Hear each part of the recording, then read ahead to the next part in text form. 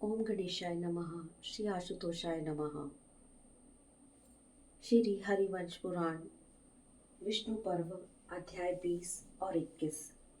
श्री कृष्ण का अलौकिक चरित्र देखकर आशंकित हुए गोपों का उनसे प्रश्न और श्री कृष्ण द्वारा उत्तर तथा उनकी रास लीला का संक्षेप से वर्णन। अरिष्टासुर का वध। वैशंपायन जी कहते हैं, जन्मेजय, देवराज इंद्र के चले जाने पर व्रजवासियों द्वारा पूजित एवं प्रशंसित होते हुए गोवर्धनधारी श्रीमान कृष्ण ने व्रज में ही प्रवेश किया। वहां बड़े बूढ़े गोप और साथ रहने वाले जाति भाई उनका अभिनंदन करते हुए बोले, देवतुल्य पराक्रमी गोविंद, हम धन्य हैं। तुमने अपने व्यवहार और नीति से हम लोगों पर महान अनुग्रह किया है। तुम्हारे प्रसाद से गौओं का वर्षा के भय से उद्धार हुआ और हम लोग भी महान भय से पार हो गए। गोपते, हम तुम्हारे सभी कर्म अलौकिक देख रहे हैं।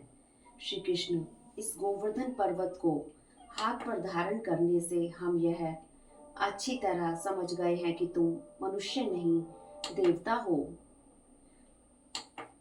तुम्हारा बल महान है। बताओ, तुम रुद्रों, मरुदगणों अथवा वसुओं में से कौन हो? ये नंद जी तुम्हारे पिता कैसे हो गए? श्री कृष्ण, बचपन में ही तुमने ऐसा अलौकिक बल है, तुम्हारे खेल भी अलौकिक हैं तथा तुम्हारी सारी चेष्टा दिव्य है। परंतु हम लोगों में जो तुम्हारा जन्म हुआ यह निंदित है। इन बातों को सोचकर हमारे हृदय शंकित हो उठे हैं। तुम किस लिए गोप वेश धारण करके हम लोगों में रम रहे हो? यह कार्य तो तुम्हारे लिए गर्हित है।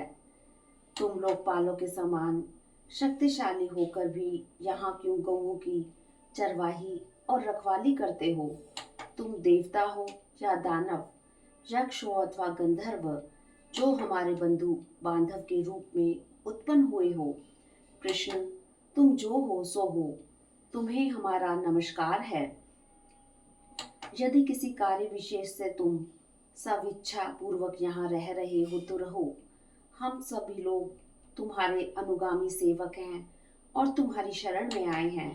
वैशंपायन कहते हैं, जन्मेजय, गोपों की यह बात सुनकर विकसित कमल दल के समान नेत्र वाले श्री कृष्ण ने मुस्कुराकर उन समस्त समागत बंधुओं को इस प्रकार उत्तर दिया, आप सब लोग मुझे जैसा भयानक पराक्रमी समझ रहे हैं वैसा मानकर मेरा अनादर न करें।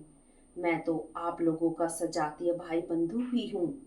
यदि मेरे विषय में आप लोगों को यथार्थ बात अवश्य ही सुननी है तो इसके लिए उपयुक्त समय की प्रतीक्षा करें। फिर आप मेरे विषय में सुनेंगे और मैं वास्तव में कैसा हूँ यह देख और समझ सकोगे। यदि देवोपम कांति से युक्त यह बालक आप लोगों का स्पृहणीय भाई बंधु है तो इसके विषय में विशेष छानबीन करने की क्या आवश्यकता है? यदि आप मौन ही रहें तो यह मेरे ऊपर आपका महान अनुग्रह होगा। वसुदेव नंदन श्री कृष्ण के ऐसा कहने पर उन गोपों ने अपना मुंह बंद कर लिया और मौन होकर वे सब के सब विभिन्न दिशाओं में चले गए। इधर श्री कृष्ण ने पूर्णिमा की रात में चंद्रमा का यौवन, रमणीय वन तथा शरत काल की सूर्य रजनी को देखकर मन में रमण करने की इच्छा की। पराक्रमी श्री कृष्ण ने सूखे गोबर के चूर्ण का अंगराग सा धारण करने वाली ब्रज की गलियों में बलोन्मत्त सांडों के युद्ध का आयोजन किया। उन बलशाली वीर भगवान गोविंद ने बल में बढ़े चढ़े गोपों में परस्पर मल्ल युद्ध भी करवाया और वन में घूमती हुई गौओं को ग्रह की भांति पकड़ने की भी लीला की। समय को पहचानने वाले वे श्री हरि अपनी किशोर अवस्था का आदर करते हुए युवती गोप कन्याओं को रात के समय वन में ले गए और उन सब के साथ आमोद प्रमोद करने लगे। निशा काल में वे कांतिमती गोपांगनाएं प्रियतम श्री कृष्ण के कमनीय मुख का, जो भूतल पर उतरे हुए द्वितीय चंद्रमा के समान प्रतीत होता था, अपने नेत्रों द्वारा कटाक्षपात पूर्वक पान करने लगी। उस समय हरिताल के पंख की भांति पीले रेशमी पीतांबर से अपने अंगों को आच्छादित करने वाले मांगलिक वस्त्रधारी श्री कृष्ण और भी अधिक मनोहर प्रतीत हो रहे थे। बाहों में भुजबंद बांधे और मस्तक पर मुकुट धारण किए विचित्र वनमाला से सुशोभित गोविंद उस व्रज की शोभा बढ़ा रहे थे। गोष्ठ में उन तेजस्वी श्री कृष्ण के विचित्र चरित्रों को देखकर गोप किशोरियां उस समय उन्हें दामोदर कहकर पुकारती थी। वे सुंदरी गोपियां उन्हें पीन पयोधरों से युक्त ऊंचे वृक्ष स्थल से लगाकर गाढ़ आलिंगन करती और बारंबार आंखें घुमाकर उन्हीं की ओर मुंह करके उनका रूप निहारती रहती थी।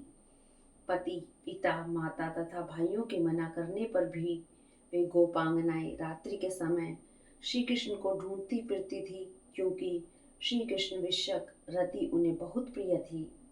वे सारी गोप किशोरियां मंडलाकार पंक्ति बनाकर खड़ी हो जाती और उनमें से प्रत्येक गोपी के दोनों ओर श्री कृष्ण विराजमान होते थे। इस प्रकार गोपी कृष्ण की युगल जोड़ी बनाकर वे सुंदरियां श्री कृष्ण के चरित्र का गान करती हुई उन्हें आनंद प्रदान करती थी। उनकी आंखें श्री कृष्ण की ओर लगी रहती थी। वे तरुण अवस्था वाली सुंदरियां श्री कृष्ण की लीला का अनुसरण करती तथा उन्हीं के समान चलती थी। व्रज की दूसरी गोपियां हाथों के अग्रभाग से ताल दे देकर श्री कृष्ण की लीलाओं का गान करती हुई वनों में विचरती थी। वे व्रजांगनाएं बड़ी प्रसन्नता के साथ श्री कृष्ण के नृत्य, गीत, विलास, मुस्कुराहट तथा चंचल चितवन की नकल करती हुई भांति भांति की क्रीड़ाएं करती रहती थी। वे गोप सुंदरियां ब्रज मंडल में जाकर ऐसे गीत गाती थी जिनसे उनका श्री कृष्ण विषयक प्रगाढ़ अनुराग स्पष्टतः प्रकट होने लगता था और इसी से उन गीतों का माधुर्य बढ़ जाता था। इस प्रकार दामोदर के ही चिंतन में तत्पर रहकर वे वहां सुखपूर्वक विचरती थी। उनके अंगों में अंगराग की जगह गोबर के चूर्ण लगे होते थे। वे श्री कृष्ण को आनंद प्रदान करती हुई उन्हें उसी तरह घेरे रहती थी जैसे हथिनियां मदमत गजराज को कृष्णसार मृग के सदृश नेत्रों वाली कितनी ही अन्य गोप वनिताएं अनुराग से उत्फुल्ल नेत्रों द्वारा प्यारे श्याम सुंदर की रूप सुधा का पान किया करती थी, किंतु उससे तृप्त नहीं होती थी। उनके मुख पर सदा ही हंसी खेलती रहती थी। वे गोपांग कन्याएं श्री कृष्ण रस के लिए प्यासी रहती थी। उनके मन में उस रस के आस्वादन के लिए निरंतर लालसा बनी रहती थी। अतः वे रात्रि के समय रास लीला में सम्मिलित हो उनके मुखारविंद की मकरंद सुधा का पान करती थी। जब वे हा राधे, हा ब्रज गोपियों इत्यादि कहकर उन्हें पुकारते, उस समय उनका आह्वान सुनकर वे गोप सुंदरियां हर्ष से खिल उठती थी। दामोदर के मुख से निकली हुई उस मधुर वाणी को वे सादर ग्रहण करती थी। उनके गुथे हुए सीमंत वाले केश रासलीला में पहुंचकर आकुलता की अवस्था में खुल जाते और गोपियों के कुचाग्र भाग पर बिखर जाते थे। उस समय भी वे मनोहर ही लगते थे। इस प्रकार शरद काल की चांदनी रातों में गोपी मंडल से अलंकृत हुए श्री कृष्ण सुखपूर्वक रास लीला करके आनंद मग्न हो जाते थे। 21वां अध्याय अरिष्टासुर का वध। वैशंपायन जी कहते हैं, जन्मेजय, एक दिन आधा प्रदोष बीत जाने पर जब श्री कृष्ण रास क्रीड़ा में संलग्न थे, उसी समय सारे ब्रज को त्रास देता हुआ मतवाला अरिष्टासुर वहां दिखाई दिया। वह बुझे हुए कोयले तथा मेघों के समान काला था। उसके सींग तीखे थे और आंखें सूर्य के समान तेजस्विनी दिखाई देती थी। उसके चरणों के अग्रभाग खुर चूरे के समान तेज थे। वह कालादित्य दूसरे काल के समान जान पड़ता था। वह दांत से होठों को चबाता तथा जीवा से उन्हें बारंबार चाटता था। उसने बल के घमंड में आकर पूंछ उठा रखी थी तथा उसके कंधे का कुबड़ बहुत ही कठोर था। वह अपने कंधे के कुबड़ से चोट करके बने बनाए महल आदि को धराशायी कर देता। उसकी ऊंचाई इतनी थी कि उसे लांघ कर जाना किसी के लिए बड़ा कठिन था। उसके पिछले अंग गोबर और मूत से लिप्त हो रहे थे तथा वह गौओं को अत्यंत उद्वेग में डाल देता था। उसका कटी भाग विशाल था और मुख स्थूल था। दोनों घुटने सुदृढ़ थे और पेट बहुत बड़ा था। उसके गले का कंबल लटक रहा था और वह सींग नीचे किए उछलता कूदता आगे बढ़ रहा था। वह गौओं के पिछले भाग पर चढ़ने के लिए चंचल हो रहा था। वृक्षों से टक्कर लेने के कारण उसके मस्तक में कई जगह गड्ढे पड़ गए थे। वह अपने सींगों के अग्रभाग को सदा जूझने के लिए उद्यत रखता था तथा विपक्षी बैलों को मार डालता था। भयानक आकार वाला वह अरिष्टासुर गौओं के लिए अरिष्टकारक ग्रह बन गया था। वह दैत्य बैल के रूप में आकर सभी गोठों में दौड़ लगाया करता और गौओं के गर्भ गिरा देता था। मदमद होकर बिना ऋतु के ही उनसे समागम करता तथा वह चंचल दैत्य तुरंत ही ब्याही हुई गौओं का भी उपभोग करने के लिए उनके पीछे पड़ा रहता था। सींग ही उसके आयुध थे। वह बड़ा भयंकर एवं दुर्मद प्रतीत होता। गौओं पर प्रहार करना उसका नित्य का काम था। वह वृषभ रूपधारी दैत्य गोठों में पहुंच युद्ध किए बिना संतुष्ट नहीं होता था। किसी समय यमराज के वश में पड़ा हुआ वह उत्कट बलशाली वृषभ रूपधारी असुर भगवान श्री कृष्ण के सामने आया। मदमद अरिष्टासुर वहां आते ही बलपूर्वक गौओं को सताने लगा। उसने उन गोष्ठ को बैल बछड़ों तथा बालकों से सूना कर दिया। इसी समय काल के वश में पड़ा हुआ वह दुष्ट आत्मा दैत्य श्री कृष्ण के पास खड़ी हुई गौओं को त्रास देने लगा। उस समय गर्जना करता हुआ वह महान असुर इंद्र के व्रज की गड़गड़ाहट के साथ आकाश में छाए हुए मेघ के समान जान पड़ता था। उसे मुंह में डालने के लिए श्री कृष्ण ने ताल ठोका और सिन्हनाद किया। फिर वे भगवान गोविंद उस वृषभ रूपधारी दैत्य की ओर दौड़े। श्री कृष्ण को देखते ही उस बैल ने हर्ष में भरकर अपनी पूंछ उठाई और उसके नेत्र भी खिल उठे। उनके ताल ठोकने के शब्द से वह रोष में भरा हुआ था, अतः वृद्ध की इच्छा से गर्जना करने लगा। बैल का रूप धारण करके अपनी ओर आते हुए उस दुराचारी दैत्य को देखकर भी श्री कृष्ण उस स्थान से तनिक भी इधर उधर नहीं हुए। पर्वत के समान अविचल भाव से खड़े रह गए। उस वृषभ ने श्री कृष्ण के पेट में दृष्टि जमाकर उधर ही मस्तक भिड़ाया और उनके वध की इच्छा रखकर तुरंत ही उछला। काले अंजन के समान श्याम शरीर वाले श्री कृष्ण उस बैल का सामना करने के लिए विपक्षी सांड के समान प्रतीत होते थे। उन्होंने वेग से अपनी ओर आते हुए उस दुर्धर दैत्य को पकड़ लिया।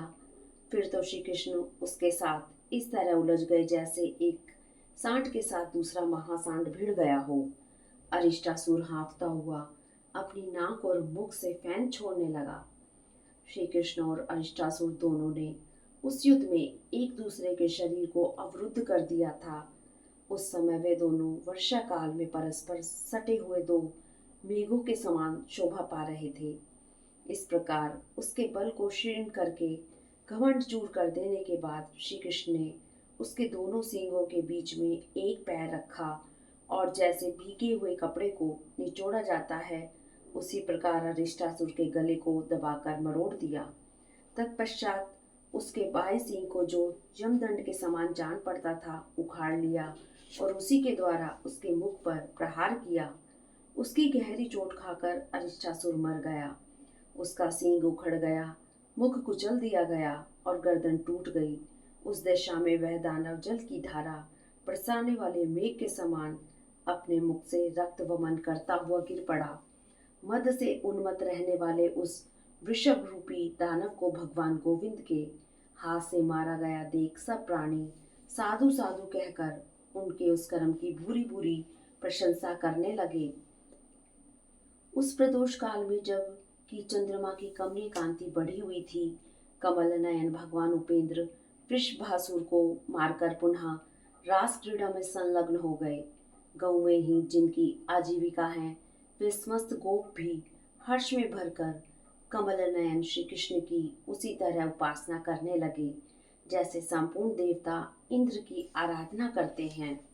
इस प्रकार श्री महाभारत के खिलवाड़ हरिवंश के अंतर्गत विष्णु पर्व में रास क्रीड़ा वृषक 20वां और वृषभासुर का वध विषयक 21वां अध्याय पूरा हुआ। हरिओम तत्सत। हरिओम तत्सत।